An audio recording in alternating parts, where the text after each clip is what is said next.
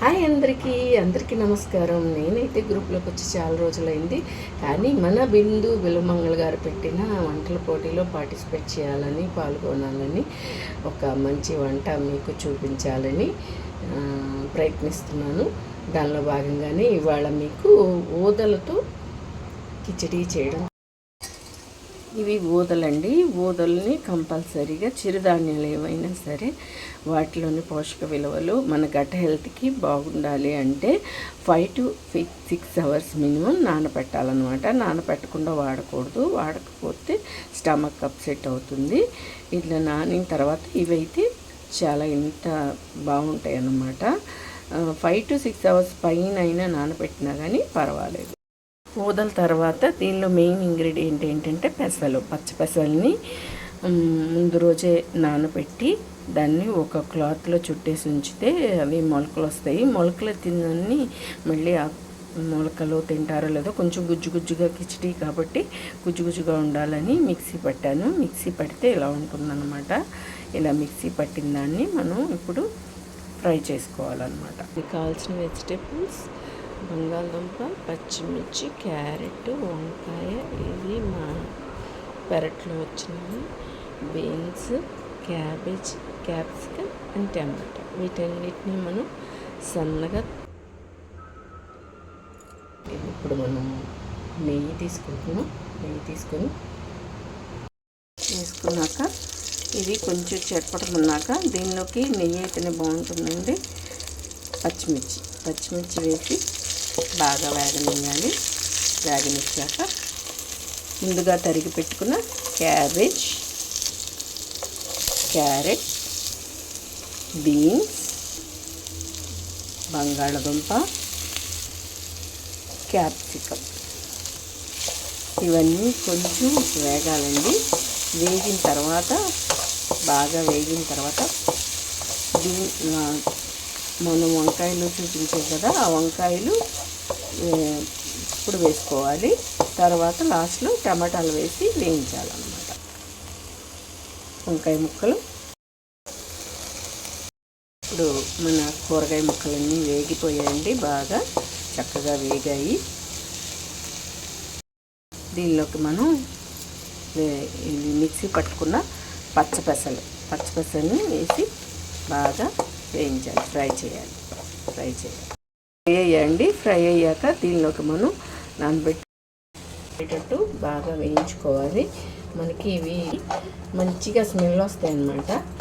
వేగిన తర్వాత అందులోకి మనం ఒక గిన్నెలో హాట్ వాటర్ పెట్టుకొని తెరలేటట్టు ఉంచుకున్నామంటే తెరలాలి.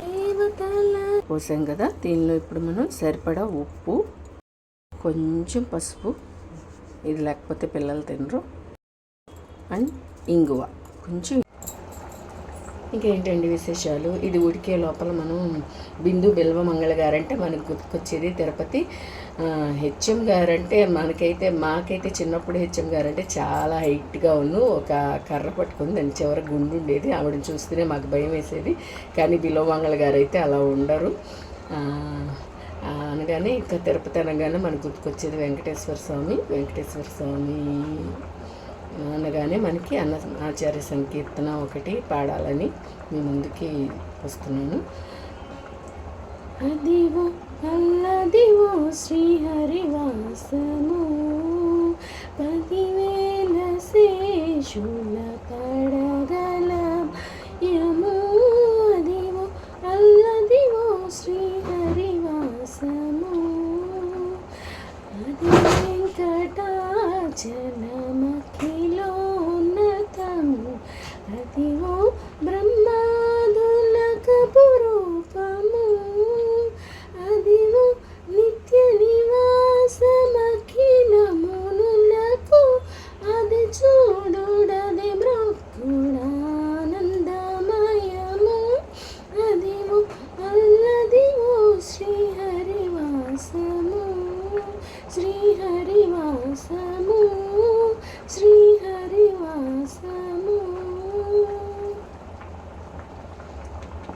ఇది ఇంకొంచెం మనకి ఉడకాలన్నమాట. కిచిడి అనగానే మనకి ఈ ఊదలు ఇలా మెత్తగా అయిపోతాయి. మెత్తగా అయిపోయిన తర్వాత మనం దీనిలోకి కొన్ని సీక్రెట్ ఇంగ్రీడియంట్స్ ఉన్నాయి హెల్తీగా ఉండడానికి. చిరుధాన్యాలు అనేవి ఎప్పుడైనా సరే మనం బాగా నానబెట్టి ఉడికించి తీసుకోవాలి. అప్పుడే మనకి అవి గట్ హెల్త్కి మనకి బాగా పనిచేస్తాయి అన్నమాట. అంతేగాని మనం ఊరికే ఉడకపెట్టేసి తింటే అయితే మనకి పనిచేయవు. ఇవన్నీ బాగా ఇలా మూత పెట్టి ఒక 20 మినిట్స్ ఉడికిస్తే మన కిచిడి అనేది దగ్గర పడిందండి.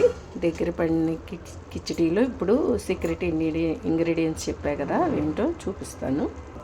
మనకి పెద్ద ఉసిరికాయ అనేది ఇప్పుడు అన్ని రోజుల్లో దొరుకుతుంది కదా. దీన్ని ఇలా చిన్న చిన్న పీసెస్ చేసి మనం దీనిలో లాస్ట్లో వేయాలన్నమాట. ఫస్ట్లో వేయకూడదు, వేస్తే కొంచెం కలర్ మారుతుంది. అందుకని లాస్ట్లో ఉడికిన తర్వాత, కిచిడి ఉడికిన తర్వాత వేసుకోవాలి. ఇదైతే నేను కేరళలో చూశాను, చాలా బాగుంటుంది, ట్రై చేయండి. ఇప్పుడైతే మనం దీనిలోకి లాస్ట్లో పచ్చి కొబ్బరి తురుము అండ్ కొత్తిమీర ఈ రెండు వేసుకొని గార్నిష్ చేసుకుంటే చాలా బాగుంటుందన్నమాట. ఇవి వేసుకున్నాక కాల్చిన అప్పడంతో గార్నిష్ చేసుకుంటే చాలా బాగుంటుంది. ఈ ఊదల్ని తీసుకోవడం వల్ల మనకి షుగర్ తగ్గుతుంది, ఊబకాయం అనేది నియంత్రణలో ఉంటుంది. దీన్ని కిచిడి రూపంలో తీసుకోవడం వల్ల అందరూ తింటారు, ఇంట్లో అన్ని ఏజ్ల వాళ్ళు తింటారు. అండ్ ఫైబర్, ఈ ఐరన్ అధికంగా ఉంటుంది.